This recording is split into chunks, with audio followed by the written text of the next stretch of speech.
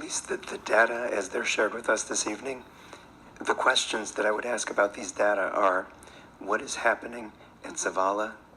and Wadane in District 2? And this is just a focus on District 2, so I hate to bore other trustees, but what's happening in Zavala and what's happening in Wadane? That is to say, there's something about the data where the scores are higher in those two schools on average above other schools that it just makes me wonder what's happening in terms of best practices and or if there's anything that we can learn at other District 2 schools. Other takeaways that I see here is the real need for reading support at certain schools. And that's where I'm wondering,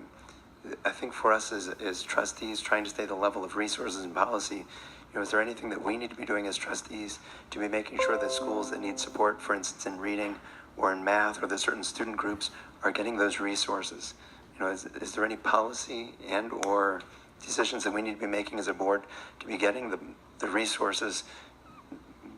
to those student groups and or to those schools? And I don't know to whom that question is addressed. I think it's more for us as maybe even the superintendent and for us as a board to figure out, how do we make sure that this is just one snapshot, we realize that, but how do we make sure that we're getting those resources to those schools where the scores here are suggesting that they need additional resources?